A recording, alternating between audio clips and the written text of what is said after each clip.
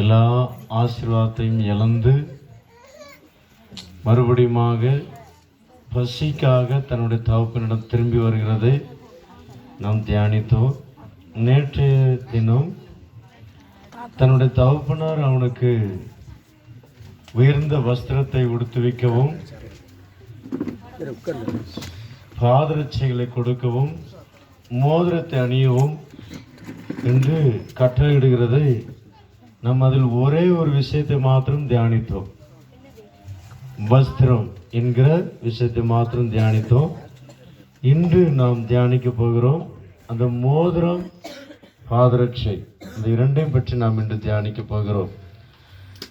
அதற்கு முன்பதாக சிறிய ஜெபம் ஜெபித்து நாம் ஆரம்பிப்போம். சர்வ வல்லமையுள்ள பிதாவே, நன்றியோடு ஸ்தோத்திரிக்கிறோம். நேற்றும் இன்றும் என்றும் மாறாத தேவனாயிருந்து அப்பா ஸ்தோத்திரம். எங்களோடு பேசின ஒவ்வொரு வார்த்தைக்காக உமக்கு நன்றி. இந்த நேரத்தில் கூட நீர் பேசும்படியா நாங்கள் ஜெபிக்கிறோம்.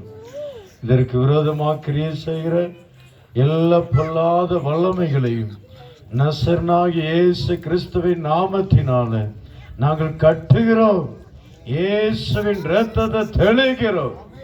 தேவனுடைய வார்த்தையை கேட்க கூடாதபடி எல்லா தடைகளை கொண்டு வருகிற பொல்லாத வல்லமைகளை இயேசுவின் நாமத்தினால் நிர்மூலமாய் போவதாக. இயேசுவின் இரத்தத்தை தெளிக்கிறோம். நாமம் மகிமைப்படட்டும். எங்களை தாழ்த்தி ஒப்பு கொடுக்கிறோம். அப்பா நீர் பேசுவீராக. இயேசுவின் நாமத்தில் வேண்டிக் கொள்கிறோம் எங்கள் ஜீவனுள்ள நல்ல பிதாவே, ஆமென். ஆமென். வாசிப்போம். லூக்கா எழுதின சுவிசேஷம் 15வது அதிகாரம் 22வது வசனம்.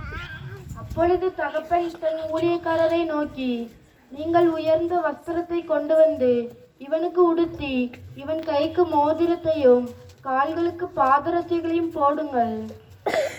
ஹல்லேலூயா சொல்லுங்க. ஹல்லேலூயா, ஹல்லேலூயா, ஹல்லேலூயா, ஹல்லேலூயா, ஹல்லேலூயா. ஹல்லேலூயா. வேலைக்காரனுக்கு தன்னுடைய தகப்பன் கட்டளையிடுகிறார். அவருக்கு உயர்ந்த வஸ்திரத்தையும் மோதிரத்தையும் பாதரட்சைகளையும் அணியுங்கள். ஹல்லேலூயா, ஹல்லேலூயா. உயர்ந்த வஸ்திரம் என்று சொல்லப்போனால் ரட்சிப்பின் வஸ்திரம். இந்த ரட்சிப்பின் வஸ்திரத்தை நாம் எப்படி பெற்றுக்கொள்ள வேண்டும் என்பதை நாம் நேற்றைய தினம் நாம் தியானித்தோம். அருமையான தேவனுடைய பிள்ளைகளே, இன்று நாம் தியானிக்க போகிறோம் மோதிரம். மோதிரம் என்றால் எதை வெளிப்படுத்துகிறது என்று உங்க எல்லாத்துக்கும் தெரியும். இருந்தாலும் நான் சில வார்த்தைகளை நான் உங்களுக்கு முன்பாக வைக்க விரும்புகிறேன். எஸ்தர் புஸ்தகத்தில் நாம் பார்க்கும்போது, எஸ்தர் 8வது அதிகாரம் 8வது வசனத்தை நாம் பார்க்கும்போது நமக்கு தெரியும் மோதிரத்தினுடைய வேல்யூ. இப்போதும் உங்களுக்கு இஷ்டமானபடி நீங்கள் ராஜாவின் நாமத்தினால் யூதருக்காக எழுதி ராஜாவின் மோதிரத்தினால் முத்திரை போடுங்கள். ராஜாவின் பெயரால் எழுதப்பட்டு ராஜாவின் மோதிரத்தினால் முத்திரை போடப்பட்டதை சொல்லாமல் போக பண்ண ஒருவனாலும் கூடாது என்றார். ராஜாவின் முத்திரை போடப்பட்டதை செல்லாமல் ஆக்குவதற்கு ஒருவனாலும் கூடாது. ஹல்லேலூயா. அப்படி என்றால் எதை வெளிப்படுத்துகிறது என்றால் ஒரு அதிகாரம், ஒரு அத்தாரிட்டி, ஒரு பவரை வெளிப்படுத்துகிறது. எனக்கு அருமையான தேவனுடைய பிள்ளையே, இந்த அதிகாரம் இல்லை என்றால் இந்த வல்லமை, இந்த பவர் எதை வெளிப்படுத்துகிறது என்றால், நீங்கள் ஒன்று வெளிப்படுத்துற விசேஷம் 1வது அதிகாரம் 6வது வசனத்தை வாசிக்கும் போது அதில் ஒரு அதிகாரத்தை கொடுக்கிறார் தம்முடைய பிள்ளைகளுக்கு. வாசிங்க. நம்மிடத்தில் அன்பு கூர்ந்து தம்மிடத்தில் அன்பு கூர்ந்து நமது இரத்தத்தினாலே தம்முடைய பாவங்களற தமது இரத்தத்தினாலே நமது பாவங்களற நம்மை கழுகி நம்முடைய பிதாவாகிய தேவனுக்கு முன்பாக நம்மை ராஜாக்களும் ஆசாரியர்களும் ஆக்கியிருக்கிறார். ஹல்லேலூயா, ஹல்லேலூயா. ராஜாக்களாக தேவன் நம்மளை அபிஷேகித்திருக்கிறார். ராஜா இது எதை வெளிப்படுத்துகிறது என்றால், இந்த மோதிரம் என்பது ஒரு அபிஷேகத்தை வெளிப்படுத்துகிறது. அருமையான தேவனுடைய பிள்ளையே, ஒரு ராஜாவுக்கு எவ்வளவு ஒரு அதிகாரம் இருக்குமோ அதே போல தேவனுடைய அபிஷேகத்தை பெற்ற தேவனுடைய பிள்ளைகளுக்கு ஒரு அதிகாரம் உண்டு. ஹல்லேலூயா, ஹல்லேலூயா. அருமையான தேவனுடைய பிள்ளையே, இப்பேற்பட்ட ஒரு அபிஷேகத்தை நாம் பெற்றுக்கொள்ள நாம் நிச்சயமாகவே பெற்றுக்கொள்ள வேண்டும். யாரும் பெற்றுக்கொள்ளாமல் இருக்கவே கூடாது. எத்தனை பேர் அபிஷேகம் பெற்றிருக்கிறீங்க? அல்லேலூயா. அபிஷேகம் பெறாதவங்க கரங்களை உயர்த்துங்க. அபிஷேகம் பெறாதவங்க 1 2. ஹல்லேலூயா. இவ்வளவு பேர் தானா? பரவாயில்ல, சந்தோஷம். ஹல்லேலூயா. அபிஷேகம் பெறாம இருக்கவே கூடாது. அபிஷேகத்தை நாம் எப்படி பெற்றுக்கொள்ள வேண்டும் என்பதை பற்றி நமக்கு வேதத்தின் மூலமா நாம் வாசிக்கலாம். வாசிங்க, நாம் அபிஷேகத்தை எப்படி பெற்றுக்கொள்ள முடியும்? அப்போஸ்தலர் 1வது அதிகாரம் 5வது வசனத்தை நாம் வாசிக்கும் போது, ஆகையால் நீங்கள் எருசலேமை விட்டு போகாமல் நீங்கள் கேள்விப்பட்ட பிதாவின் வாக்குத்தத்தம் நிறைவேற காத்திருங்கள். பிதாவின் வாக்குத்தத்தம் என்ன வாக்குத்தத்தம்? யோவேல் 2:28வது வசனத்துல ஒரு வாக்குத்தத்தம் கொடுக்கப்பட்டிருக்கிறது. அதையும் நீ வாசிங்க. அதற்கு பின்பு நான் மாம்சமான யாவர் மேலும் என் ஆவியை ஊற்றுவேன். அப்பொழுது உங்கள் குமாரரும் உங்கள் குமார்த்திகளும் தீர்க்க தரிசனம் சொல்லுவார்கள். ஹல்லேலூயா. பரமையான தேவனுடைய பிள்ளையே, நான் கடைசி நாட்களில் மாம்சமான யாவர் மேலும் என்னுடைய ஆவியை ஊற்றுவேன் என்று பிதாவின் மூலமாக கொடுக்கப்பட்ட அந்த வாக்குத்தத்தம் நிறைவேறுவதற்காக, அல்லது அந்த வாக்குத்தத்தத்தை பெற்றுக்கொள்வதற்காக, அல்லது அந்த வாக்குத்தத்தத்தை நாம் சுதந்திரித்துக் கொள்வதற்காக நாம் என்ன செய்ய வேண்டும் என்று இயேசு கிறிஸ்து சொல்லி போயிருக்கிறாருங்க. எருசலேமில் போய் காத்திருங்கள். ஹல்லேலூயா. எருசலேம் என்றால் தேவனுடைய வீடு. தேவனுடைய வீட்டில் போய் நீங்கள் காத்திருக்கணும். உபவாசத்தோடு காத்திருக்கணும். பசி தாகத்தோடு காத்திருக்கணும். எனக்கு அருமையான தேவனுடைய பிள்ளையே, நீங்கள் இப்படி காத்திருக்கும் போது தேவனுடைய பரிசுத்த ஆவியை, பிதா மூலமாக கொடுக்கப்பட்ட அந்த வாக்குத்தத்தத்தின் அந்த பரிசுத்த ஆவியானவரை நீங்கள் பெற்றுக்கொண்டு ஒரு அதிகாரம் உள்ளவர்களாக நீங்களும் மாற முடியும். ஹல்லேலூயா, ஹல்லேலூயா. அருமையான தேவனுடைய பிள்ளையே, பாருங்க, இந்த கெட்ட குமாரன் அல்லது இந்த இளைய குமாரன் திரும்பி வருகிறான். வரும்போது என்ன சொல்றாருன்னா, என்னை ஒரு வேலைக்காரனாக வைத்துக் கொள்ளும், ஒரு கூலிக்காரனாக என்னை வைத்துக் கொள்ளும் என்றுதான் தன்னுடைய தகப்பனிடம் அவர் வருகிறார், சொல்லுகிறார். ஆனால் பிதாவை என்ன சொல்லுகிறார் என்றால், அவருக்கு ஒரு அதிகாரத்தை கொடுக்கிறார். நீங்கள் ரோமர் 8:15 நீங்க வாசிக்கும் போது அதில் ஒரு வார்த்தை சொல்லப்பட்டிருக்கும். நாம் அப்பா பிதாவே என்று அழைக்கப்படுகிற புத்திர சுவிகாரத்தின் ஆவியை பெற்றிருக்கிறோம். வாசிங்க.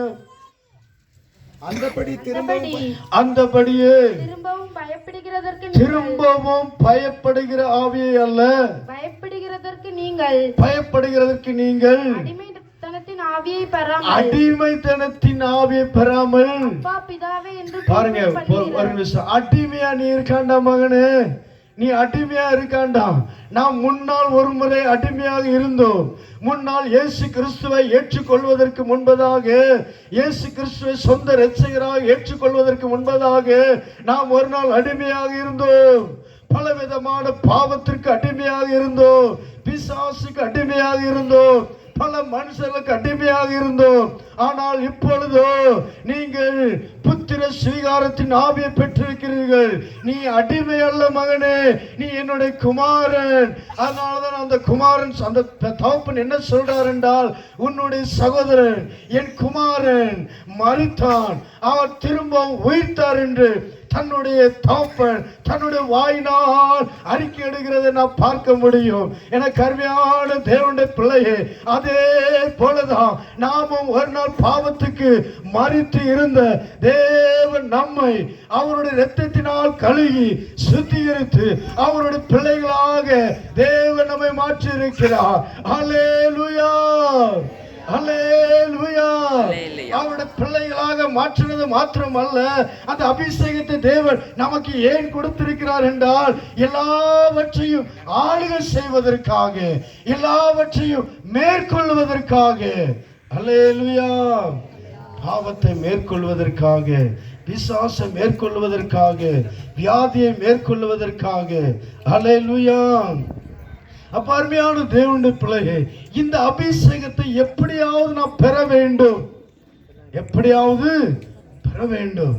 ஆனா சிலர் பல வருஷமா விசுவாசியா இருப்பாங்க, ஆனா பெற்றுக்கொள்ளவே மாட்டாங்க. அவங்களுக்குள்ள ஒரு விசுவாசமே இராது. இதுல உண்மையா எத்தனை பேர் பரிசுத்த ஆவி பெற்றிருக்கிறாங்க என்று பார்க்க போனா நான் சொல்ல விரும்பல. ஹல்லேலூயா, ஹல்லேலூயா. இப்ப நீங்களே நான் சொல்ல போற அடையாளங்கள் ஒன்றா நீங்களே ஆராய்ந்து பாருங்கள். உங்களுக்குள் பரிசுத்த ஆவியானவர் இருக்கிறாரா இல்லையா என்று நீங்களே ஆராய்ந்து, ஒருவேளை நீங்கள் பரிசுத்த ஆவியின் அபிஷேகம் பெறவில்லை என்றால் தேவனுடைய சமூகத்தில் உபவாசத்தோடு காத்திருக்கும் போது அவர் நிச்சயமாக அவர் பொழிந்தருள்வார். ஹல்லேலூயா, ஹல்லேலூயா. இப்போ ஒரு முறை ஒரு தம்பிக்கு பரிசுத்த ஆவியின் அபிஷேகம் பெறுவதற்காக அவர் மிகவும் வாஞ்சியோடு தாகத்தோடு ஒவ்வொரு நாளும் ஆண்டோடைய சமூகத்தில் காத்திருப்பார். ஒரு முறை பாஸ்டர் சொன்னாங்க, தம்பி நீ உபவாசத்தோடு காத்திருப்பா, உபவாசத்தோடு காத்திரு, கர்த்தர் உனக்கு தருவார் என்று சொன்னார். ஆனால் அவன் அந்த வார்த்தை கேட்டு மறுபடி 7 நாள் உபவாசம் போட்டிருக்கிறான், 40 நாள் உபவாசம் போட்டிருக்கிறான். பரிசுத்த ஆவியானவர் கிடைக்கல. அருமையான தேவனுடைய பிள்ளைகள், ஆனா ஒரே ஒரு நாள் அவன் தீர்மானித்தான், ஆண்டவரே இன்று நீர் எனக்கு பரிசுத்த ஆவியை தரலன்னா நான் செய்யற காரியமே வேற, அதை நான் சொல்ல விரும்பல. ஹல்லேலூயா. உண்மையா நடந்த சம்பவம். அப்போ அந்த தம்பி அந்த ராத்திரி தேவனுடைய சமூகத்துல உபவாசத்தோடு ராத்திரி முழுவதும் நான் செபிப்பேன். எனக்கு கிடைக்கல ஆண்டவரே, நீர் எனக்கு தரலன்னா நான் இதை செஞ்சிருவேன். ஆண்டவர்கிட்ட சேலஞ்சு விடுறார். அப்போ மகனே பயப்படாத, நான் கூட தான் இருக்கிறேன். உள்ளுக்குள்ள ஒரு சத்தம் வருது, என்ன ஆண்டவரே நீ பயப்படாத என்று சொல்றேன், ஆனா எனக்கு பரிசுத்த ஆவியின் அபிஷேகம் இல்லையே. அதுக்கப்புறம் ஒண்ணுமே ஆண்டோட சத்தமும் கேட்கல, ஒண்ணுமே கேட்கல. ஆண்டோட சமூகத்தில் உட்கார்ந்தான், ராத்திரி முழுவதும் உட்கார்ந்தான். காலையில பார்த்தா ஒண்ணுமே அபிஷேகமே இல்லை, ஒரு அந்நிய பாஷை பேச ஒன்றும் இல்லை, ஒரு அடையாளம் ஒண்ணுமே இல்லை. என்ன செய்ய, சோர்ந்து போய் இனிமே நான் செபிக்கவும் மாட்டேன், ஆராதனைக்கு போக மாட்டேன், பரிசுத்த ஆவியானவரே இல்லைன்னு தான் நான் சொல்லுவேன் அப்படி என்று அவன் ஒரு தீர்மானத்தோடு அப்படியே வெளியே போறான். வெளியே போகும்போது அம்மா மார்க்கெட்டில் போய் காய்கறி வாங்கிட்டு வாடா இந்த அம்மா அனுப்பிவிட. காய்கறி வாங்க போகும்போது சைக்கிளை எடுத்துட்டு போகும்போது சைக்கிள் ஓட்ட அவன் அந்நிய பாஷை பேசி ஆவில் நிறைஞ்சு அந்நிய பாஷை பேசி பேசி பேசி சைக்கிள் ஓட்ட ஆரம்பிச்சான். ஹல்லேலூயா, ஹல்லேலூயா. எனக்கு அருமையான தேவனுடைய பிள்ளையே, நிச்சயமாகவே பரிசுத்த ஆவியானவர் ஒருவர் இருக்கிறார். அவர் ஒரு திருத்துவ தேவனில் அவர் ஒரு ஆழ்த்தத்துவமானவராக அவர் இருக்கிறார். நீங்கள் விசுவாசத்தோடு எவ்வித வேணும் சந்தேகம் இல்லாமல் ஆண்டோட சமூகத்தில் காத்திருப்பீங்கன்னா நிச்சயமாக உங்களுக்கும் அவர் தருவார். ஹல்லேலூயா சொல்லுங்க, ஹல்லேலூயா. இப்போ இந்த பரிசுத்த ஆவியானவர் நமக்குள் இருக்கிறார் என்பதை எப்படி நாம் புரிந்து கொள்ள முடியும்? அருமையான தேவனுடைய பிள்ளைகள் பாருங்க, ஏசாயா எழுதின தீர்க்க தரிசன புஸ்தகம் 28வது அதிகாரம் 11வது வசனத்தை நாம் வாசிப்போம். அதிகாரம் உள்ளவர்களாக மாற முடியும், வியாதியை ஜெயிக்க முடியும், பிசாசை ஜெயிக்க முடியும், பாவத்தை நீங்கள் ஜெயிக்க முடியும். ஹல்லேலூயா, ஹல்லேலூயா. ஹalleluya உரத்த சத்தமா சொல்லுங்க ஹல்லேலூயா. ஹalleluya அருமையான தேவனுடைய பிள்ளையே, நாம் ரட்சிக்கப்பட்டாச்சு, ஞானஸ்நானம் எடுத்தாச்சு, நல்ல சபைக்குள்ள வந்தாச்சு, இனிமே எனக்கு ஒரு பாதுகாப்பு உண்டு. அருமையான தேவனுடைய பிள்ளையே, நீங்க அபிஷேகம் பெறாவிட்டால் அந்த அபிஷேகம் தான் உங்களை பாதுகாக்கும். நீங்கள் பெற்ற அபிஷேகம் உங்களை பாதுகாக்கும் என்று நாம் யோவான் எழுதின நிருபத்தில் நாம் வாசிக்க முடியும். எனக்கு அருமையான தேவனுடைய பிள்ளையே, அப்பொழுது நீங்கள் அபிஷேகம் பெற்றிருக்கிறேன் என்று சொல்லுகிறீர்கள். அந்நிய பாஷை பேசுகிறீர்களா? அந்நிய பாஷை பேசுகிற சபையில நீங்கள் டேரி மீட்டிங் என்று சனிக்கிழமை எவ்வொரு சட்டர்டே டேரி மீட்டிங் 6 PM எப்படி 6:30 மணிக்கு தானே, 6:30 மணிக்கு எல்லா சனிக்கிழமையும் 6:30 மணிக்கு டேரி மீட்டிங் இந்த இடத்துல நடக்குதுங்க. காத்திருப்பு கூட்டம் நடக்குதுங்க. யார் யாரெல்லாம் பரிசுத்த ஆவியின் அபிஷேகம் பெறவில்லையோ அந்த காத்திருப்பு கூட்டத்துல நீங்க கலந்து கொள்ளும் போது ஊழியக்காரர்கள் உங்களுக்கு சப்போர்ட் பண்ணுவாங்க, உங்களுக்கு உதவி செய்வாங்க, உங்களுக்காக ஜெபிப்பாங்க. நீங்களும் அவர்களோடு சேர்ந்து அவர்கள் சொல்ல அவருடைய வார்த்தைக்கு கீழ்ப்படிய நீங்களும் அபிஷேகத்தை பெற்று அந்நிய பாஷையை பேசி நீங்களும் சாட்சியாக ஜீவிக்க முடியும். ஹல்லேலூயா. இரண்டாவது அடையாளம், நீங்கள் அபிஷேகம் பெற்றிருக்கிறீங்களா என்பதற்கான இரண்டாவது அடையாளத்தை நாம் பார்ப்போம். வாசிங்க. எப்போ நீங்க 5 மணிக்கு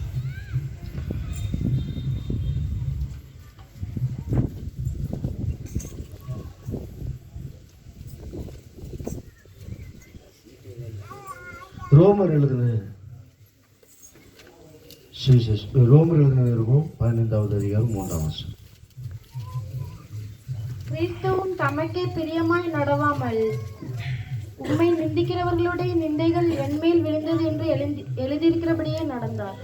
அதற்கு முன்னதாக இன்னொரு வசனத்தை வாசிங்க.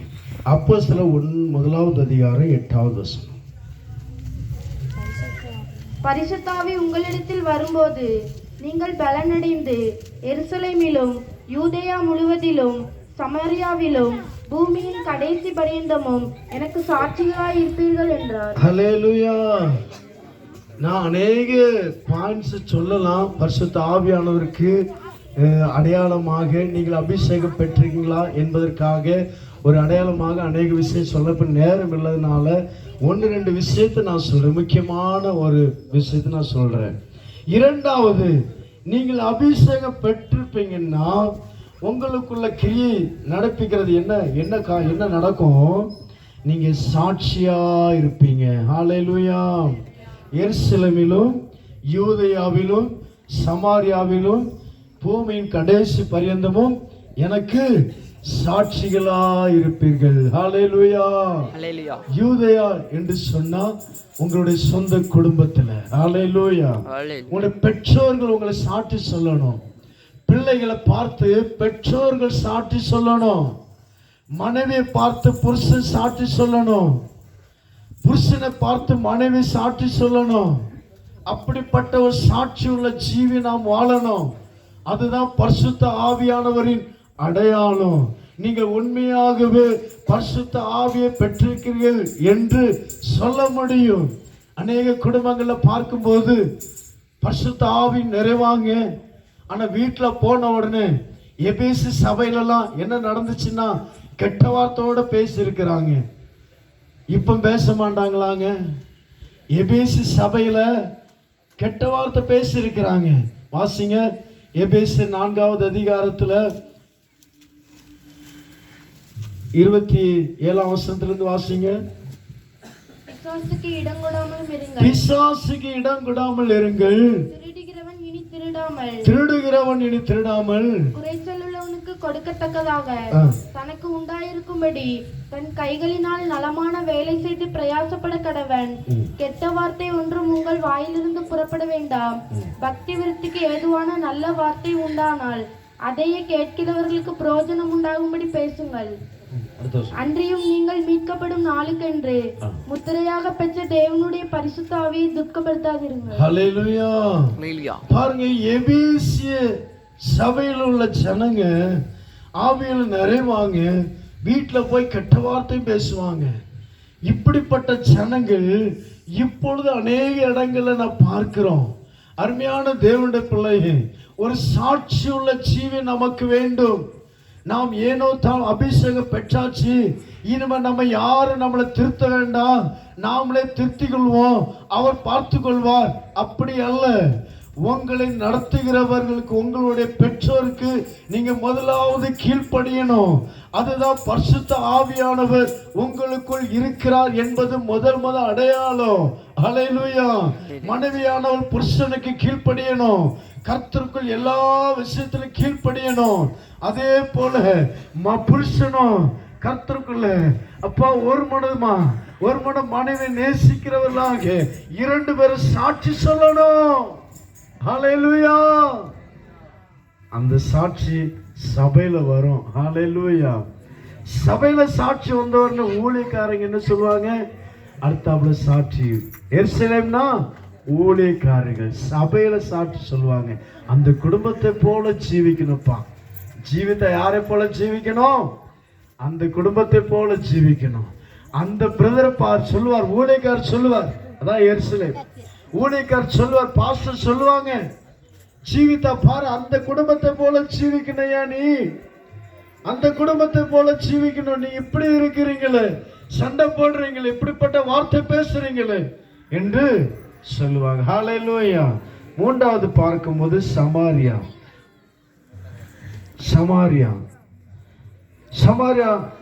சொன்ன போனா நம்ம உங்களுடைய ஊர்களில், இந்த நீ இருக்கிற ஊர்களில் சாட்சி அப்படியே பரவும். இந்த வாசனை பாருங்க, வாசனை திறமை எப்படி பரவுதோ. நீங்க உங்க வீட்டில் தான் சென்றடிச்சுட்டு வந்து வருவீங்க, ஆனா சபைக்குள்ள அப்படியே பரவும். நீங்க வர வர எந்த தெருவழியா வரீங்களோ அந்த தெருலாம் அப்படியே மனமா வீசும். ஹல்லேலூயா, ஹல்லேலூயா, ஹல்லேலூயா, ஹல்லேலூயா.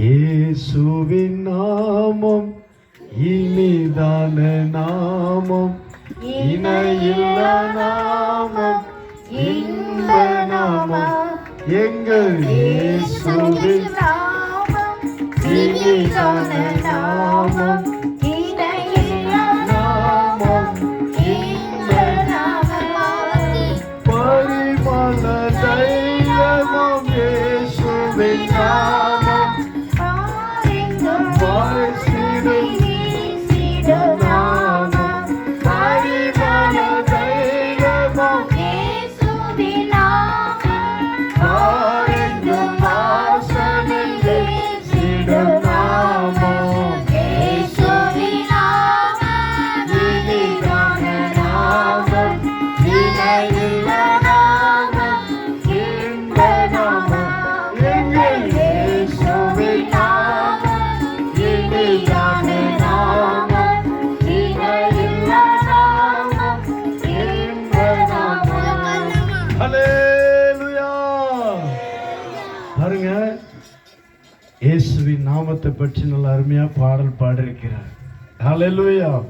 நீங்கள் இயேசுவின் நாமமாகிய பரிசுத்த ஆவியை பெற்ற ஜனங்கள், உங்களுடைய வாசனை அப்படி வீச வேண்டும். ஓ சாமுவேல் பிரதரா, பவுல் பிரதரா, ஓ அவ்வளவு ஒரு அருமையான சாட்சி. நீங்கள் தெருவில் நடந்து வரும்போது, ஓ இந்த பிரதரா, இந்த தேவ மனுஷியா என்று உங்களை பார்த்து மற்றவர்கள் இயேசுவை தேடுங்க. ஹல்லேலூயா. இவ்வளவு அருமையான ஒரு வாழ்க்கை வாழ்கிறார்களே, இவ்வளவு சந்தோஷமா இருக்கிறார்களே, ஆனால் என்னுடைய குடும்பத்திலோ சமாதானம் இல்லையே. ஏன் சத்தத்தை கேட்டுக்கொண்டு இருக்கிற இந்த மந்தி தோப்பின் நிவாசிகளே, இயேசு உங்களை நேசிக்கிறார், இயேசு உங்களை நேசிக்கிறார். மறுபடியும் சொல்லுகிறோம், உங்களை நேசிக்கிறார். ஹல்லேலூயா. உங்களை பார்த்து இந்த ஏரியாவில் உள்ள ஜனங்கள், ஐயோ பாருங்கப்பா, ஹல்லேலூயா, திருந்தனுங்க. ஹல்லேலூயா. அப்படி ஒரு வாசனை. அந்த பரிசுத்த பவுல் சொல்ற, அவர் 2 விதமான வாசனை கொடுப்பார்.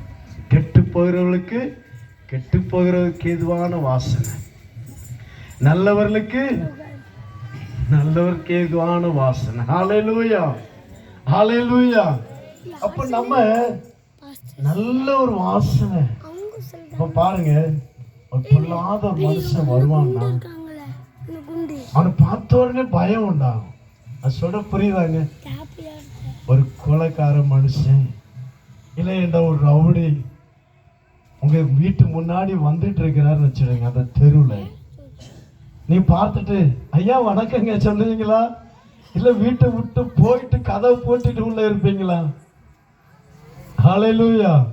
உங்களுக்கு புரிய நினைக்கிறேன் நான் சொல்றது. ஹல்லேலூயா. அப்போ ஒரு நல்ல ஒரு சாது வாரான்னு வச்சுடுங்க, உங்க தெரு வழியா வாராரு, ஒரு சாது வாராரு, நல்ல ஒரு பரிசுத்தவான் வாராரு, நல்ல சாட்சியுள்ள மனுஷன் வாராரு.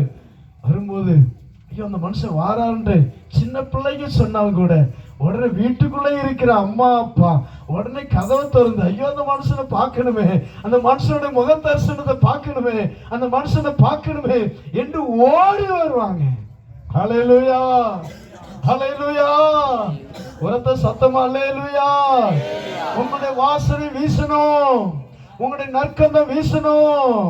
எனக்கு அருமையான தேவனுடைய பிள்ளையே, நீங்க ஒரு சாட்சியுள்ள வாழ்க்கையா வாழணும்.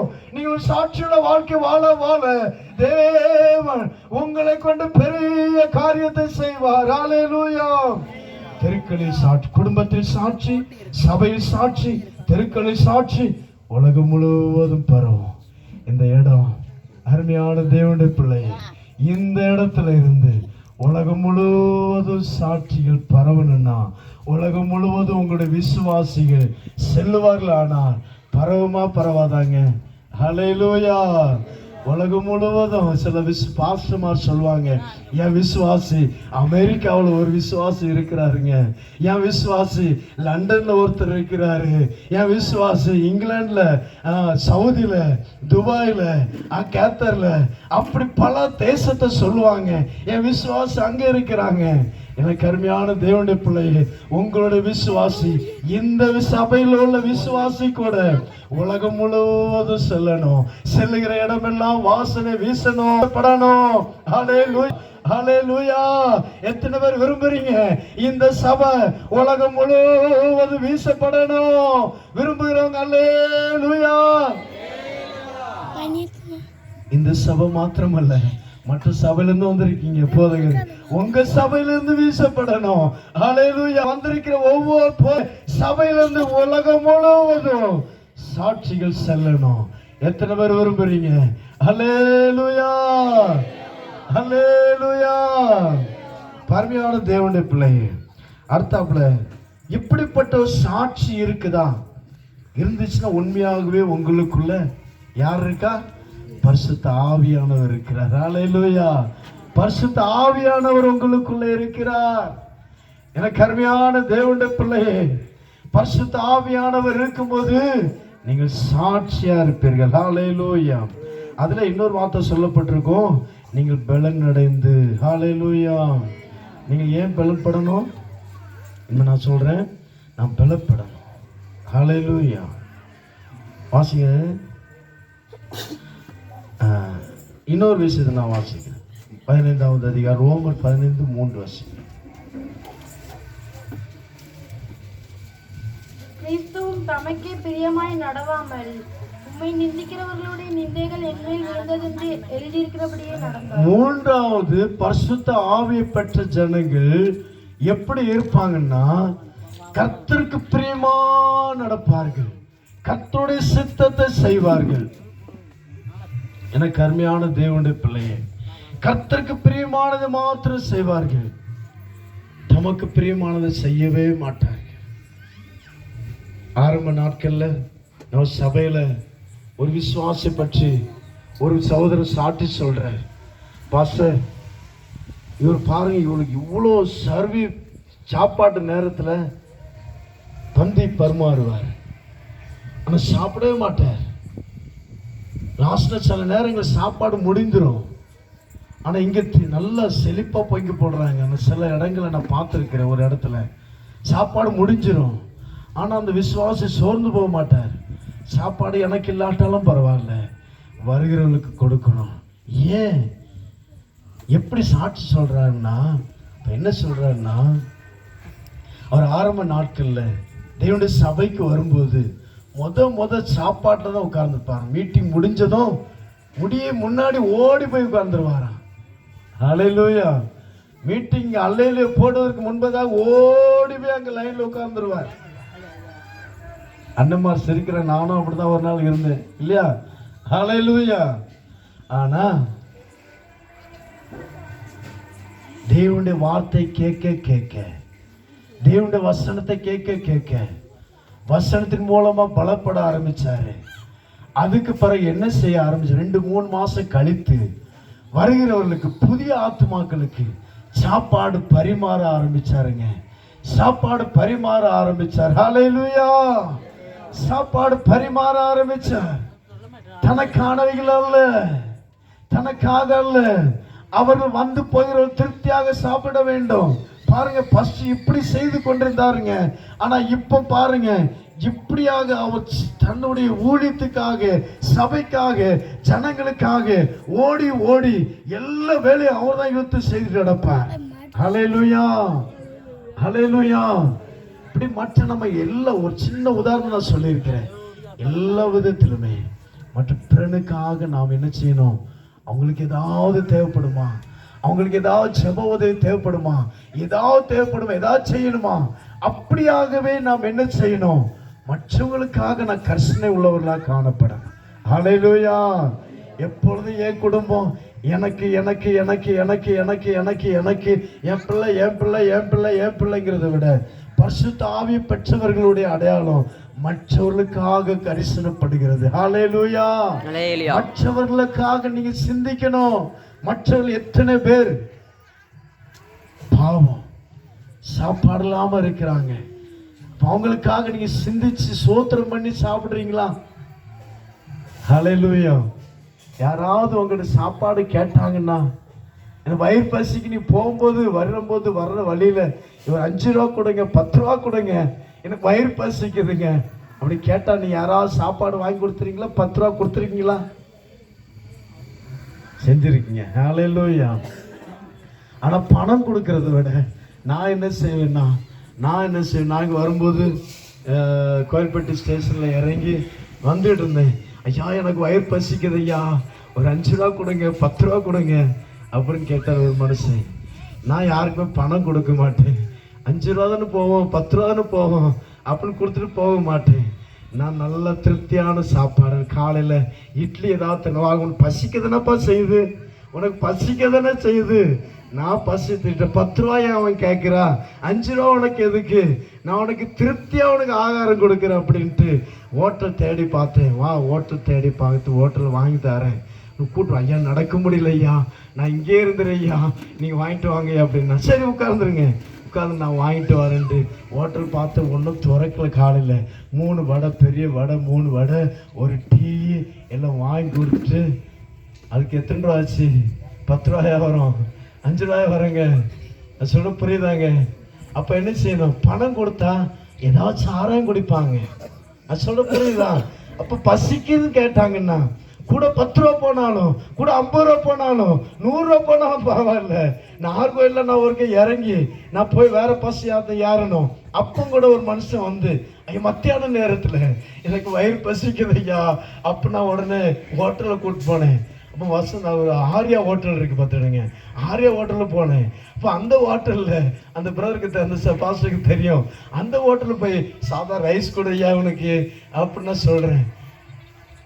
பாஸ்டர் எனக்கு மீனும் வேணும் பாஸ்டர் அப்படின்னு கேட்குறாரு. வயிறு பசி ஆற்றுவதற்காக பாவம் அவனுக்கு சோறு கொடுப்பா அப்படின்னா எனக்கு மீனும் சொல்லுங்க பாஸ்டர் அப்படிங்கிறாரு. சரி வாங்கி சாப்பிடுப்பா, உனக்கு என்ன வேணுமோ வாங்கி சாப்பிடு. ஹல்லேலூயா, ஹல்லேலூயா. சொல்ல புரியுதாங்க? திருப்தியா ஆகாரம் கொடுங்க. மற்றவர்களுக்கு ஏங்க, மற்றவர்கள் நம்மளை ஏண்ட உதவி. ஹல்லேலூயா. நம் பரிசுத்த ஆவியானவருடைய ஒரு அடையாளம். ஹல்லேலூயா, ஹல்லேலூயா.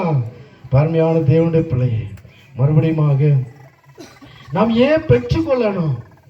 வாசிங்க எபேசியர் 3:16.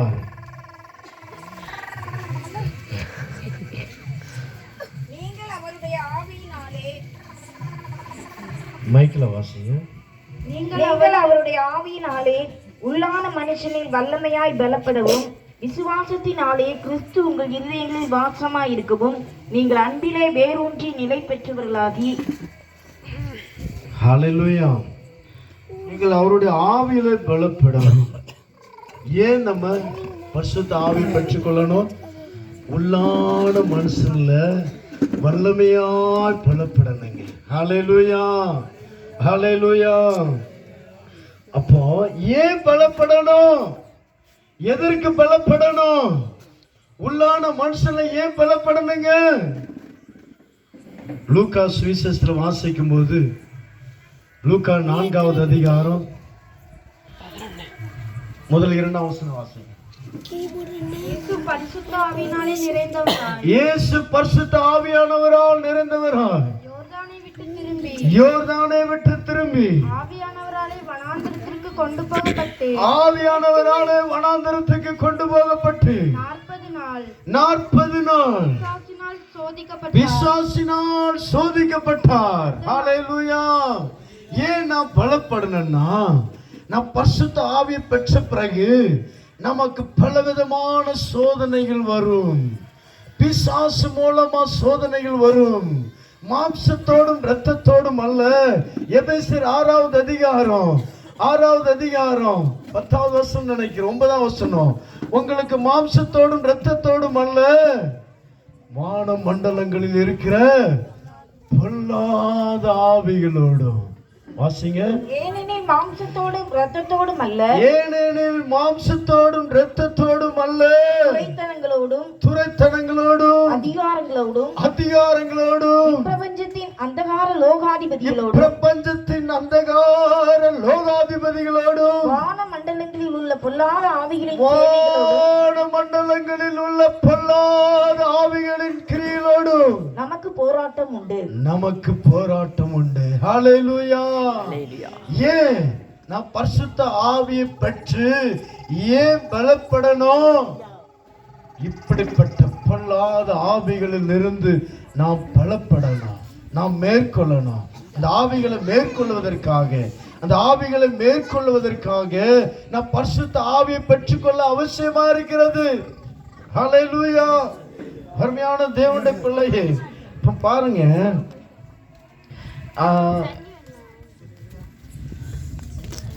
வெளிப்படுத்தல 3:21 வாசிக்கும் போது, இதோ நாம் ஜெயம் கொண்டு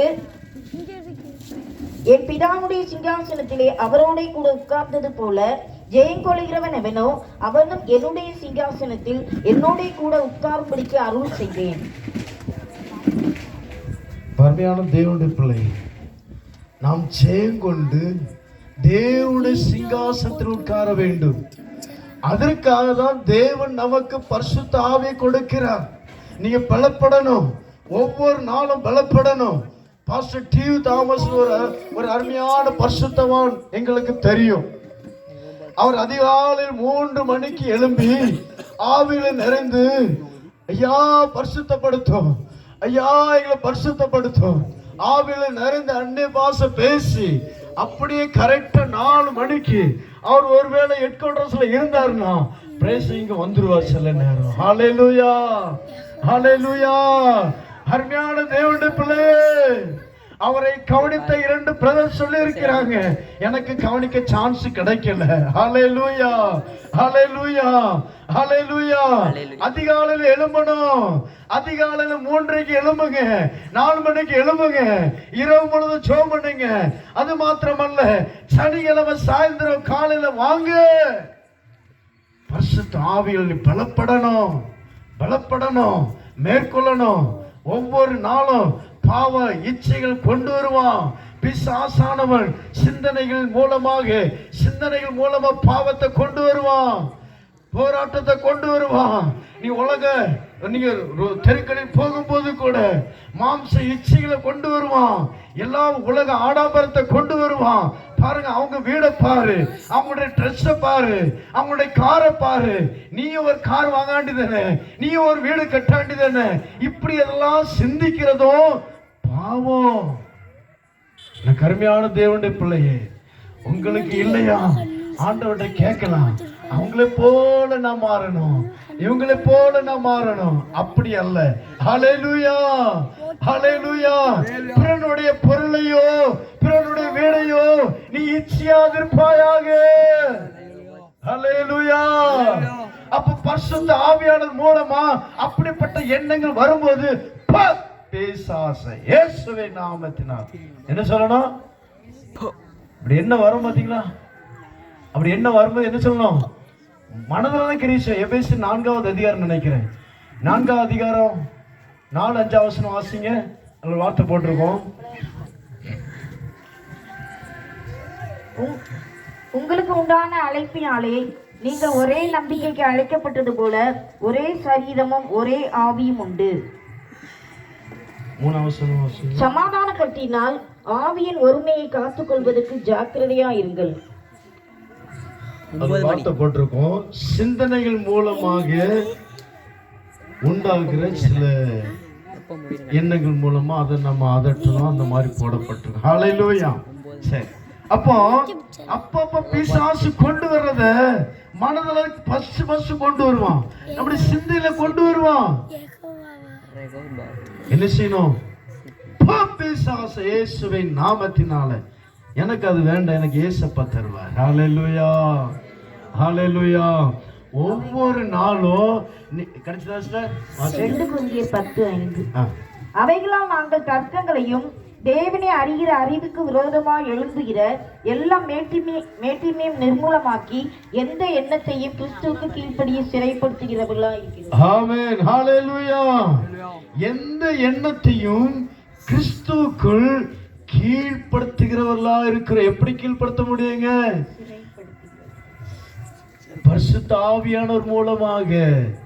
எந்த எண்ணத்தையும் சிறைப்படுத்துகிறவர்களா. சிறைப்படுத்தணும்னா அதை ஜெயில அடைச்சு போடுகிறவர்களா மாறுறோம். எந்த பொல்லாத எண்ணங்கள், ஃபர்ஸ்ட் எண்ணங்கள், எண்ணத்தின் மூலமாக பிசாசு கிரியை செய்வான். அந்த எண்ணத்தை நாம் சிறைப்படுத்தணும், அடைச்சு வைக்கணும். எப்படி? பரிசுத்த ஆவியானவர் மூலமா நம் மனசுல கொண்டு வரும்போது இயேசுவின் நாமத்தினால இப்பொழுதே கட்டுகிற. சொல்லுங்க அந்நிய பாஷை பேசுங்க பாப்போம். பேசுங்க ஆவியில் நிறைங்க. ஹல்லேலூயா, ஹல்லேலூயா. கரங்களை தட்டுங்க, அந்நிய பாஷை பேசுங்க. ஹல்லேலூயா. வான்புறாவே எங்கள் மீது வந்திறங்கிட,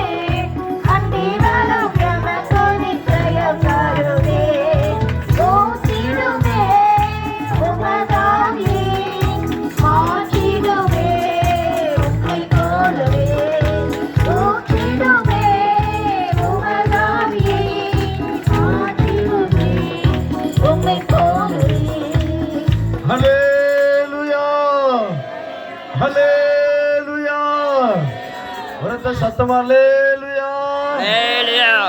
அருமையான தேவனுடைய பிள்ளையே, இப்படிப்பட்ட எண்ணங்களை கொண்டு வரும்போது பரிசுத்த ஆவியானவர் மூலமா நாம் ஜெயிப்பதற்காகவே நாம் பலப்பட வேண்டிய அவசியமா இருக்கிறது.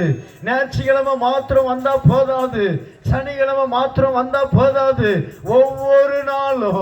ஒவ்வொரு நாளும் நீங்கள் கிறிஸ்துவினுடைய வல்லமையில, பரிசுத்த ஆவியின் வல்லமையில பலப்படுவதற்காக காலையிலே எழும்பி, ஆண்டவரே என்னை உம்முடைய வல்லமையினால் நிரப்புங்கப்பா, என்னை நிரப்புங்க, என்னை சுத்திகரிங்க என்று சொல்ல சொல்ல சொல்ல அவருடைய வல்லமை உங்களை நிரப்பும். நீங்கள் அந்த நாள் முழுவதும் ஒரு செயலாளியாக நீங்கள் திரும்பி வர முடியுங்க. ஹல்லேலூயா, ஹல்லேலூயா. இயேசுவானவரே அந்த பிசாசுடைய வல்லமை மேற்கொள்வதற்காக அவர் பரிசுத்த ஆவியினால நிரப்பப்பட வேண்டிய அவசியமா இருந்ததுங்க. லூக்கா 4வது அதிகாரத்தில் கூட, மத்தேயு 4வது அதிகாரத்தில் கூட நாம் அந்த வசனத்தில் வாசிக்க முடியும். அவர் பரிசுத்த ஆவியானவரால் நிரப்பப்பட்டவராய் பிசாசினால் சோதிக்கப்படுவதற்கு அவர் வனாந்தரத்துக்கு கொண்டு செல்லப்பட்டார் என்று நாம் பார்க்கிறோம். அவருக்கே ஒரு பரிசுத்த ஆவியானவருடைய துணை தேவைப்படுமானால் நமக்கு எத்தனை அதிகம். பரிசுத்த ஆவியை நீங்கள் ஏதோ அலட்சியமாக எண்ணி விடாதீர்கள். பரிசுத்த ஆவியானவரை ஏனோ தானோ என்று எண்ணி விடாதீர்கள். பரிசுத்த ஆவியை நீங்கள் துக்கப்படுத்தாதீர்கள். என கருமையான தேவனுடைய பிள்ளையே, பரிசுத்த ஆவியை துக்கப்படுத்துற கெட்ட வார்த்தை பேசினாதான் துக்கப்படுத்த நினைச்சுக்கிறாங்க.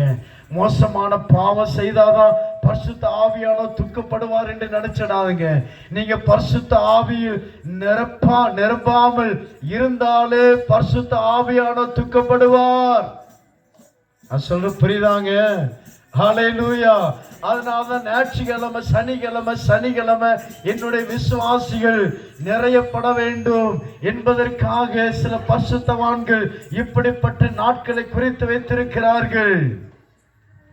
கருமையான தேவனுடைய பிள்ளையே, எப்படியாவது நீங்க ஆவியானவரால் நிரப்பப்படணுங்க. பிசாசு சோதிக்கப்படும் போது நாம் அவனை ஜெயிக்க வேண்டும். இயேசு ஜெயித்தார். எப்படி ஜெயித்தார்? பரிசுத்த ஆவியானவர் மூலமா. அதோடு கூட தேவனுடைய வார்த்தையும் நமக்கு வேணும். அதோடு கூட என்ன வேணும்? தேவனுடைய வார்த்தையும் நமக்கு வேணும். தேவன் எப்படி ஜெயித்தாருங்க? தேவனுடைய வார்த்தை மூலமாக. பரிசுத்த ஆவியானவர் உள்ளுக்குள்ள இருப்பார். பரிசுத்த ஆவியானவர் உள்ளுக்குள்ள இருப்பார். அவர் பார்த்து கொள்வார் என்று நாம் ஒன்றுமே வேதமே வாசிக்காமல் இருப்போமானா பிரயோஜனமே இல்லை. அந்த பரிசுத்த ஆவியானவர் மூலமாக, வேத வசனத்தின் மூலமாக நாம் பிசாசையும் உலகத்தையும் மாம்சத்தையும் நாம் ஜெயிக்கிறவர்களாக நாம் மாற வேண்டும். ஹல்லேலூயா. இயேசுவானவருக்குள் பரிசுத்த ஆவியானவர் இருந்து அவர் எப்படி ஜெயித்தாருங்க? எப்படி ஜெயித்தார்? இந்த வசனத்தை வாசிங்க. லூக்கானாலும் சரி, மத்தேயுனாலும் சரி, 4வது அதிகாரத்துல 3ஆம் வசனத்திலிருந்து வாசிங்க. அப்பொழுது பிசாசு அவரை நோக்கி நீ தேவனுடைய குமாரனேயானால் இந்த கல் அப்பமாகும்படி சொல்லும் என்றார். இந்த கல் அப்பங்களாகும்படி சொல்லும் என்றார். அவர் பிரதியுத்தரமாக மனுஷன் அப்பத்தினாலே மாத்திரமல்ல தேவனுடைய ஒவ்வொரு வார்த்தையினாலும் பிழைப்பான் என்று எழுதியிருக்கிறதே என்றார். தேவனுடைய வார்த்தையினாலே பிழைப்பான் என்று எழுதியிருக்கிறதே என்றார். ஹல்லேலூயா. பரிமையான தேவனுடைய பிள்ளையே, பரிசுத்த ஆவியானவர் நமக்கு உதவி செய்வார். ஆனால் நீங்கள் வேதத்தை வாசிக்க தெரிந்தும் வாசிக்க தெரியாதவர்கள் ஓகே. ஆனா வாசிக்க தெரிந்தும் தேவனுடைய சமூகத்துல வேதத்தை வாசிக்காமல் இருப்பீர்களானால் பிசாசானவன் உங்களை ஈஸியாக ஜெயித்து விடுவான். பிசாசு கூட எல்லா வசனமும் தெரியும். வேத வசனம் இருபுறமும் கருக்குள்ள பட்டயம். அந்த இருபுறமும் பேசும். அப்படியும் பேசும், இப்படியும் பேசும். அப்படி பேசுற வார்த்தையும் உங்களுக்குள்ள இருக்கணும், இப்படி பேசுகிற வார்த்தையும் உங்களுக்குள்ள இருக்கணும். அப்பந்தான் பிசாசை நாம் ஜெயிக்க முடியும். ஹல்லேலூயா, ஹல்லேலூயா. அருமையான தேவனுடைய பிள்ளையே, ஒரு இடத்துல ஒரு தேவனுடைய ஊழியக்காரர் ஒரு பிசாசு பிடித்திருக்கு பாஸ்டர். ஒரு சகோதரிக்கு ஜெபிக்க வாங்கன்ட்டு ஒரு தேவனுடைய ஊழியக்காரர் கூப்பிட்டு இருக்கிறாங்க. அப்போ அவர் போயிருக்கிறார். போகும்போது அந்த போய் சோம்னு இருக்கிறாங்க. அந்த பிசாசு சொல்லுதான், நான் போக மாட்டேன், நான் போக மாட்டேன், அவர் வந்தாதான் போவேன், இல்லை எனக்கு இவங்க கொடுக்கணும், அதை செய்யணும், இதை செய்யணும் அப்படின்னுச்சான்.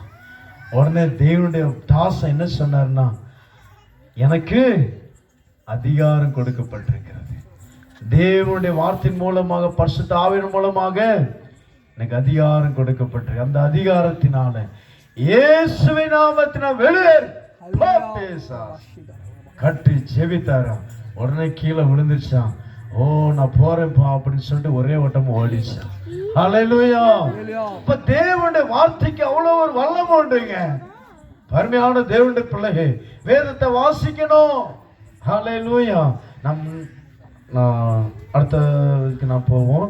அப்ப நான் அப்படி ஜெயிக்கும் போது நம் சிங்காசனத்துல தேவனோடு கூட வீட்டிருக்க முடியும். அடுத்தாப்புல நாம் வாசிப்போம். எபேசியர் 3வது அதிகாரம் 16வது வசனம் 19வது வசனம் வாசிங்க. நீங்கள் அவருடைய ஆவியினாலே உள்ளான மனுஷரில் வல்லமையாய் பலப்படவும் விசுவாசத்தினாலே கிறிஸ்து உங்கள் இருதயங்களில் வாசமாய் இருக்கவும் நீங்கள் அன்பிலே வேரூன்றி நிலை பெற்றவர்களாகி 19வது வசனம் அறிவு கட்டாத அந்த அன்பை அறிந்து கொள்ள வல்லவர்களாகவும் தேவனுடைய சகல பரிபூரணத்தாலும் நிறையப்படவும் அவர் தமது மகிமையினுடைய ஐஸ்வரியத்தின்படியே உங்களுக்கு அனுகிரகம் பண்ண வேண்டும் என்று வேண்டிக் கொள்கிறேன். ஹல்லேலூயா. இதுல ஏன் பரிசுத்த ஆவியை பெற்றுக்கொள்ள வேண்டும் என்று இதுல சொல்லப்பட்டிருக்கிறது. சகல தேவனுடைய சகல பரிபூரணத்தாலும் நிறையப்பட வேண்டும். தேவனுடைய சகல பரிபூரணம், அன்பில் பரிபூரணம், பரிசுத்தத்துல பரிபூரணம், தேவ சித்தம் செய்கிறதுல பரிபூரணம். அருமையான தேவனுடைய பிள்ளையே, தாழ்மையில பரிபூரணம், தேவனுடைய சுபாவத்துல பரிபூரணம். இப்படியாக அவருடைய சுபாவத்துல பரிபூரணப்பட வேண்டும். சகல விதமான பரிபூரணம்.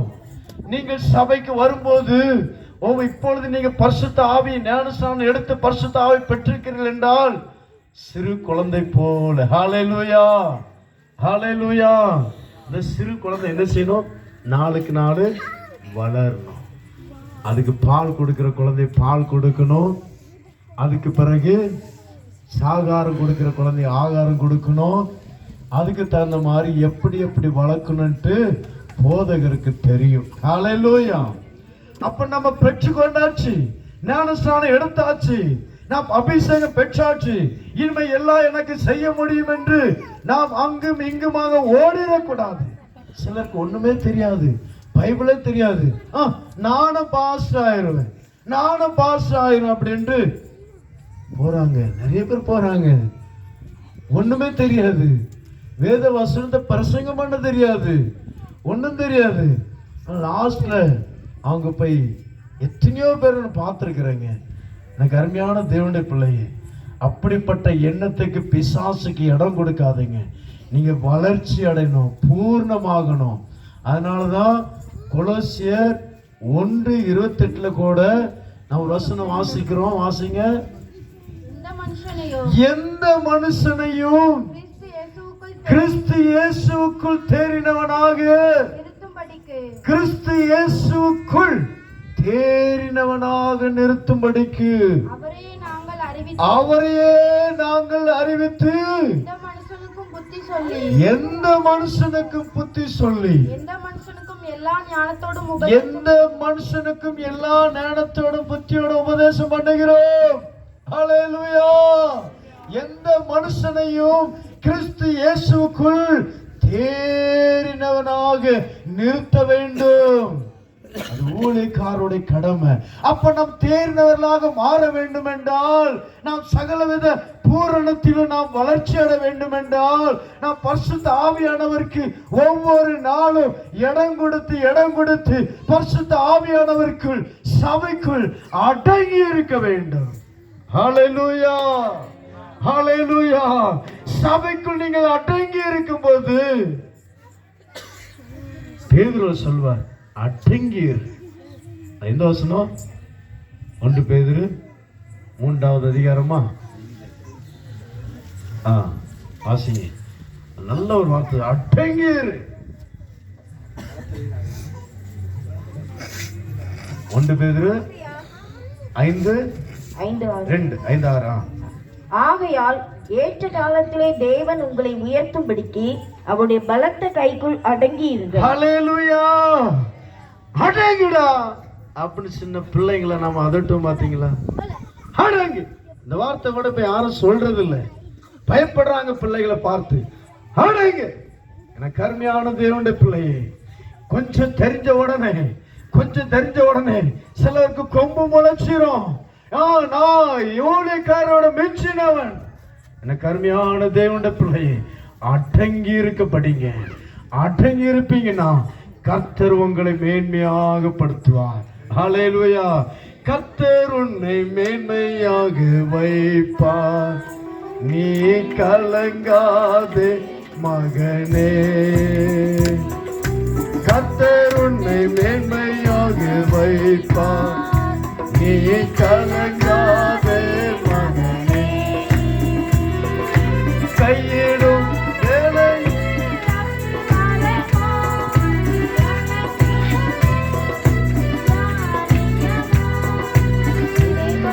வேலையில் ஆசீர்வாதமோ லங்கிடும் தானியமோ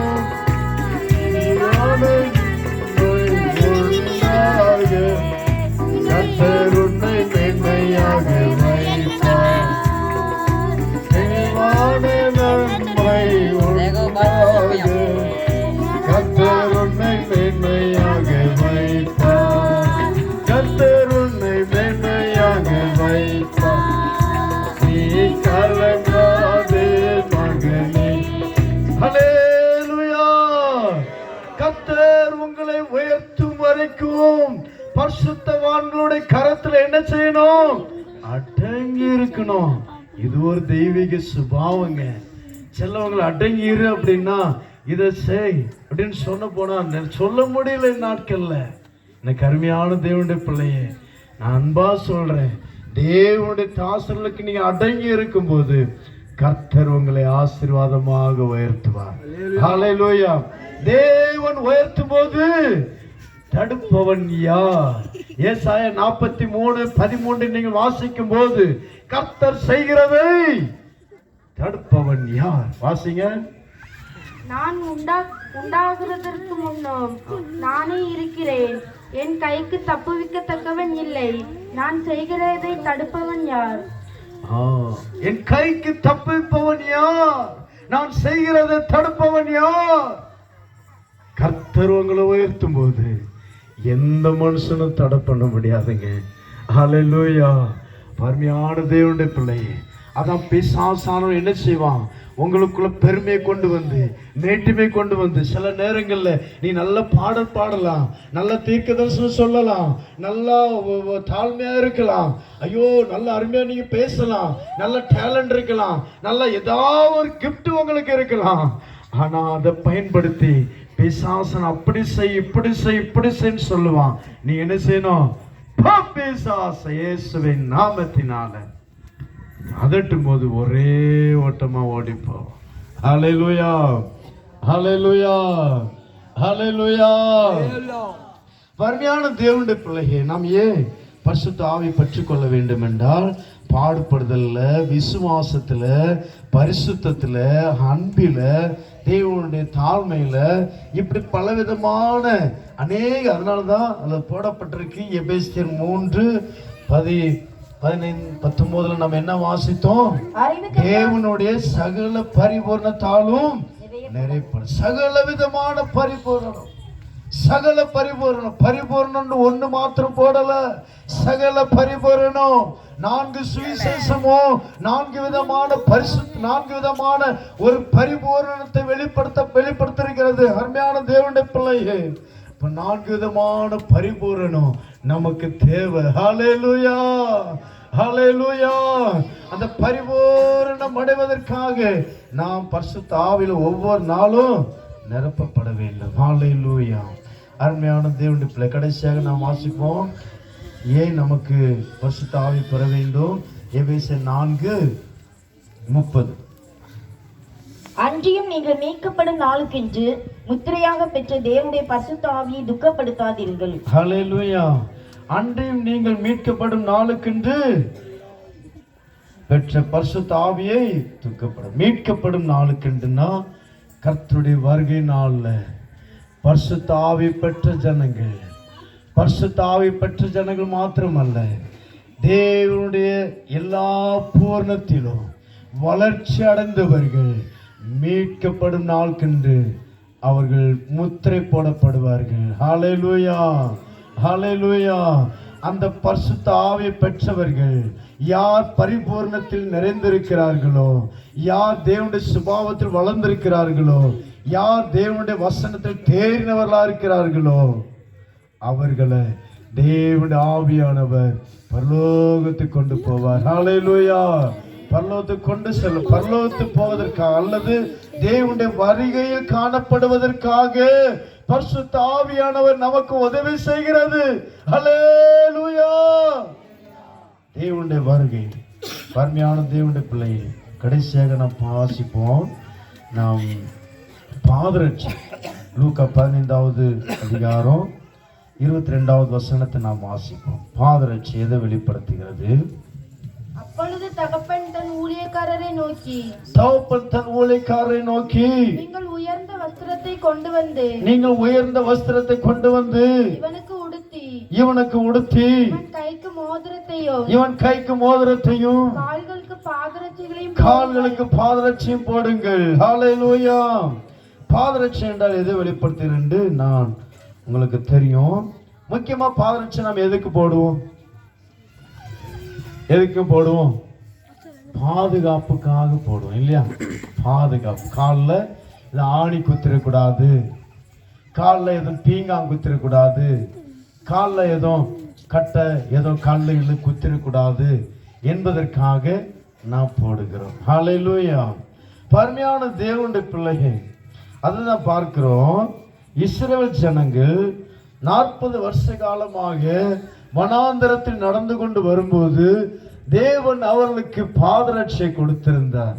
இந்த பாதரட்சை கூட பழசா போகலங்க. வாசிங்க, உபாகமம் 29:5.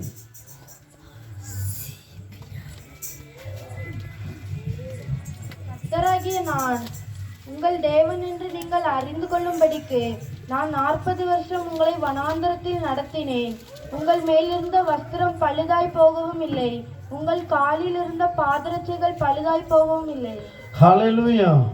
அப்போ காலில் உள்ள பாதரட்சைகள் பழுதாய் போகாமல் இருந்ததுனால அவன் சுகமாக, அநேகர் யாரெல்லாம் தேவன் முறுமுறுக்காம இருந்தாங்களோ எல்லாரும் சுகமாக கானானுக்குள் பிரவேசித்தார்கள். ஹல்லேலூயா. ஒரு பாதுகாப்பாக பிரவேசித்தார்கள். நாமளும் பாதுகாப்பாக காணப்பட வேண்டும் என்றால் நாம் என்ன செய்யணும்? பாதுகாப்பான இந்த ஐக்கியத்துல நாம் நிலைத்திருக்கணும். ஹல்லேலூயா. சபை கூடி வருதல் நமக்கு ஒரு பாதுகாப்பு. எபிரேயர் 10வது அதிகாரம் 25வது வசனத்தில் சொல்லப்பட்டிருக்கிறது, சபை கூடி வருதலை சிலர் விட்டு விடுகிறது போல நீங்கள் விட்டு விடாதீர்கள் என்று வாசிக்கிறோம். வாசிங்க. சபை கூடி வருதலை சிலர் விட்டு விடுகிறது போல நாமும் விட்டு விடாமல் ஒருவருக்கொருவர் புத்தி சொல்ல கடவோம். நாளானது சமீபித்து வருகிறதை எவ்வளவாய் பார்க்கிறீர்களோ அவ்வளவாய் புத்தி சொல்ல வேண்டும். ஹல்லேலூயா. அப்போ நாம் பரிசுத்த ஆவியின் அபிஷேகம் பெற்றாச்சு, ஞானஸ்நானம் எடுத்தாச்சு. ஒரு நாள் தானே, நம்ம எமர்ஜென்சி ஏதோ வேலைக்கு போறோம், போயிட்டு வருவோம், நான் பாஸ்டர்கிட்ட சொல்லிடலாம். தயவு செய்து அப்படி இடம் கொடுக்காதீங்க. பிசாசானவன் அன்னைக்கு தான் உங்களுக்கு என்ன கொடுப்பான்னா ஆஃபர் கொடுப்பான். என்ன கொடுப்பான்? ஆஃபர். என்ன ஆஃபர்? சண்டே நீங்க வேலைக்கு வந்தீங்கன்னா உங்களுக்கு டபுள் சம்பளம். ஹல்லேலூயா. ஞாயிற்றுக்கிழமை வேலைக்கு வாங்க, உங்களுக்கு டபுளும் தருவேன், ட்ரிபிளும் தருவேன். ஹல்லேலூயா. யார் எத்தனை பேர் போவீங்க? ஞாயிற்றுக்கிழமை வேலைக்கு வந்தீங்கன்னா உங்களுக்கு 1000 ரூபாய் வாங்குற சம்பளம் உங்களுக்கு 2000 ரூபாய் 3000 தாரினாலும் போவீங்களா? போகக்கூடாது. தேவனுடைய ஆராதனை விட்டுட்டு போகவே கூடாது. நீங்க 10,000 ரூபாய் வாங்கிட்டு வந்தாலும் அது உங்களுக்கு பிரயோஜனமே இராதுங்க. ஒரு செகண்ட்ல போயிடும். உண்மையை நான் அனுபவப்பட்டிருக்கிறேன். நான் சொல்றேன், நானும் வேலை செஞ்சு நான் இருந்திருக்கிறேன். எனக்கு அருமையான தேவனுடைய பிள்ளை, நான் பாம்பேல வேலை செய்திருக்கிறேன். சண்டே வேலை லீவ் உண்டு.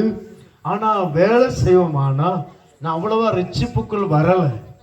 ரிச்சிப்புக்குள் வராத நேரத்துல என்ன செய்ய, பணம் கிடைக்குத நம்ம செய்வேன்.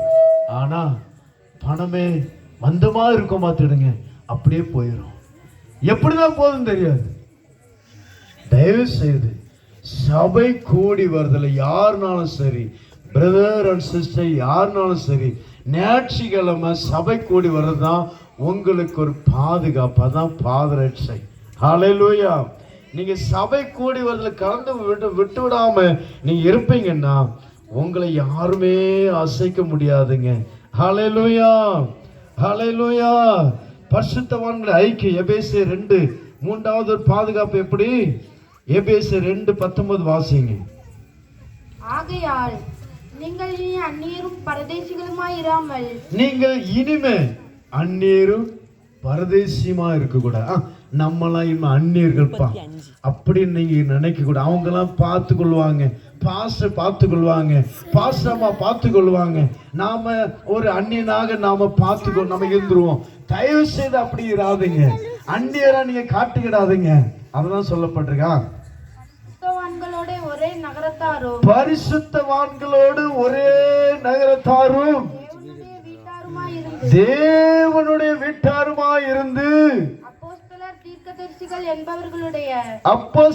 தீர்க்கதரிசிகள் என்பவர்களுடைய அஸ்திவாரத்தின் மேல் கட்டப்பட்டவர்களாய் இருக்கிறீர்கள். ஹல்லேலூயா. நீங்க வாரம் தேவனுடைய ஐக்கியத்துல வந்து பரிசுத்தவான்களோடு நீங்கள் ஐக்கியமா இருக்க நீங்கள் தீர்க்கதரிசிகள் அப்போஸ்தலர் மூலமாக கட்டப்படுகிற ஒரு பெரிய வீட்டில் நீங்கள் காணப்படுகிறீர்கள். ஹல்லேலூயா. ஹல்லேலூயா. நீங்கள் இப்படி வரும்போது உங்களுக்கு ஒரு பாதுகாப்பு உண்டாயிருக்கிறது. எந்த பிசாசு உங்களை தொட முடியாது, உலகம் உங்களை மேற்கொள்ள முடியாது. தேவனுடைய ஜனங்கள் பரிசுத்தவான்கள் உங்களுக்காக திறப்பில நிற்பார்கள். ஹல்லேலூயா. எபிரேயர் 13வது அதிகாரத்தில் ஒரு வசனம் சொல்லப்பட்டிருக்கு. எபிரேயர் 13வது அதிகாரம் 17ஆம் வசனம் நினைக்கிறேன். உங்களை நடத்துகிறவர்கள் உங்கள்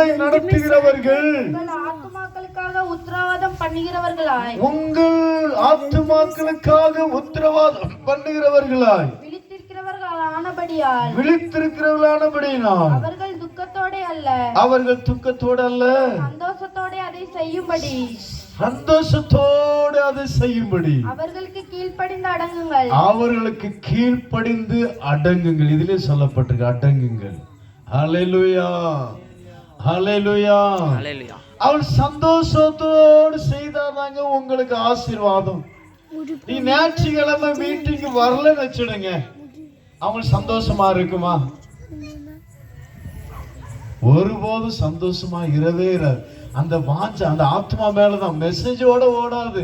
ஐயோ அந்த பிரதர் வரலையே, அந்த சிஸ்டர் வரலையே, அந்த தம்பி வரலையே, எங்க போனான்னு தெரியலையே.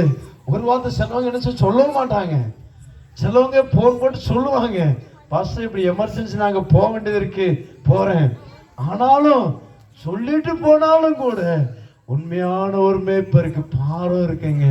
ஐயோ பாரு, சண்டே மீட்டிங் விட்டுட்டு போறான் பாரு, சண்டே மீட்டிங் விட்டுட்டு போறா பாரு. என்ன ஒரு சகோதரி, இந்த பரிசுத்தவான்களுடைய இந்த ஒரு ஐக்கியத்துல ஒரு 2 மணி நேரம் வந்து உட்கார்ந்து போனா என்ன வந்து போச்சு? நான் சொல்ற புரியுதாங்க? அருமையான தேவனுடைய பிள்ளைகளே, ஒருபோதும் நீங்க தேவனுடைய ஊழியக்காரரை துக்கப்படுத்தி நீங்கள் எங்கு போனாலும் நீங்க 10,000 1 கோடி சம்பாத்தியம் பண்ணினாலும் உங்களுக்கு ஒருபோது ஆசீர்வாதம் அல்ல, உங்களுக்கு பாதுகாப்பும் அல்ல. தேவனுடைய பரிசுத்தவான்களோடு நீங்கள் ஐக்கியமா இருக்கணும். ஹல்லேலூயா, ஹல்லேலூயா. அடுத்தவளை நாம் வாசிப்போம். 3வது பாருங்க, அப்போஸ்தலர் 2:46. அதுல பார்க்கும்போது கர்த்தருடைய பந்தியில நாம் கலந்து கொள்ளுகிறவர்களா இருக்கணும். ஹல்லேலூயா. வாசிங்க. அவர்கள் ஒருமனப்பட்டவர்களாய் தேவாலயத்திலே அனுதினமும்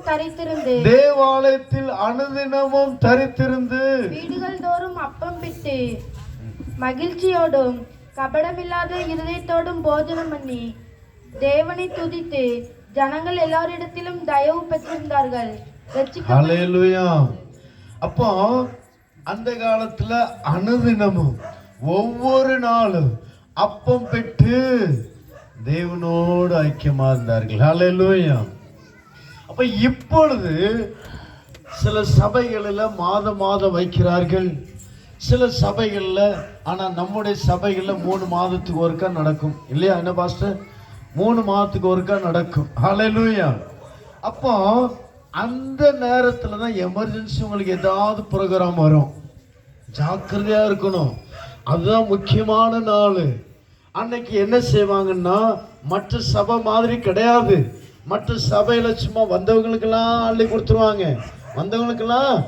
கொடுத்துருவாங்க, கணக்கே பார்க்க மாட்டாங்க. அவங்க ஞானஸ்நானம் எடுத்திருக்காங்களா, அவங்க ஒரு ஜீவிக்கிறாங்களா, பரிசுத்தமா இருக்கிறாங்களா, அவங்க எப்படி ஜீவிக்கிறாங்க ஒன்றுமே பார்க்க மாட்டாங்க. ஏன்னா எனக்கு தெரியும், எனக்கு ஒரு சில இடங்கள்ல நான் பார்த்துருக்கிறேன். அவர் ராபோஜனத்தை கலந்து கொள்வார். ஒரு விசுவாசி மீட்டிங் முடிஞ்சதும் நேர ஒயின் ஷாப்ல போய் உட்கார்ந்துருப்பேன். உண்மையா நான் சொல்றேன். அவர் எனக்கு நல்லா தெரியும். அவர் பற்றி எத்தனையோ பேர் சாட்டியும் சொல்லுவாங்க. ஏன் சொல்றேன்னா, ஜாக்கிரதை. இங்க அப்படி நடக்காது. ஹல்லேலூயா. இங்க அப்படிப்பட்ட கொடுக்க மாட்டாங்க. தெரியும். 3 நாள் உபவாச ஜெபம். 3 நாள் உபவாச ஜெபம். இவ்வளவு அருமையா, எனக்கெல்லாம் அவங்களை நினைக்கும் போது ஆசையா இருக்கு, நான் கூறுதுங்க. ஹல்லேலூயா. நான் சொல்ல புரியுதாங்க? உபவாசத்தோடு எடுக்கணுங்க. நான் அப்படி செய்யறேன். எனக்கு பார்த்த மக்கள் யாருமே இல்லை, நானும் 3 நாள் உபவாசம் இருப்பேன். ஹல்லேலூயா. இங்க வருவதற்கு முந்தின நாள் சண்டே, மண்டே, டியூஸ்டே 3 நாள் நான் உபவாசத்தோடு ஒன்றும் சாப்பிடலை, 3 நேரமும் சாப்பிடலை. உபவாசத்தோடு வரணும். ஹல்லேலூயா.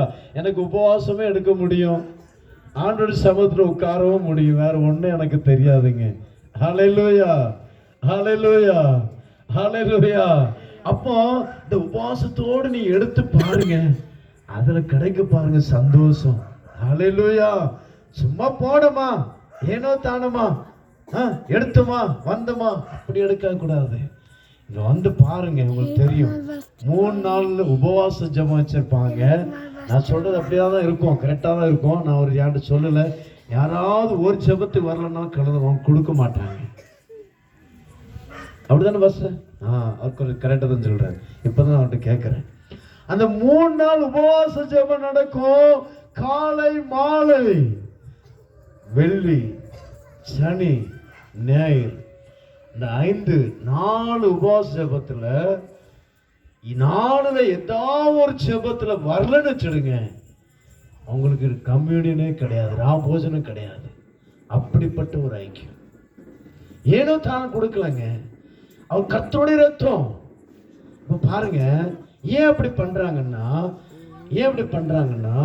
இப்போ ஆஸ்பத்திரியில நம்ம யாருக்கா ரத்தம் கொடுக்குறோம்,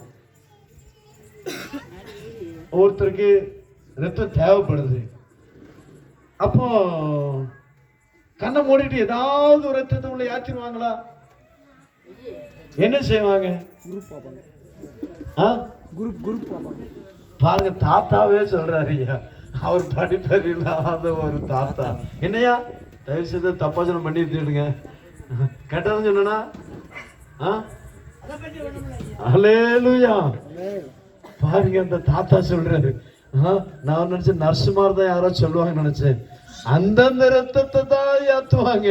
ஃபர்ஸ்ட் என்ன செய்வாங்க, அந்த பேஷண்ட்டுக்கு என்ன பிளட் குரூப் இருக்குது, ஏ பிளட் குரூப்பா, பி பிளட் குரூப்பா, ஓ பாசிட்டிவா, ஏ பாசிட்டிவா அப்படி என்று செக் பண்ணி, அதுக்கு பாருங்க பிளட் பேங்க்ல போய் அது ஓ பாசிட்டிவா இருந்துச்சுன்னா இங்க பிளட் பேங்க்ல வந்து ஐயா ஓ பாசிட்டிவ் இருக்குதா வாங்கிட்டு வந்து அதை தாங்க செலுத்துவாங்க.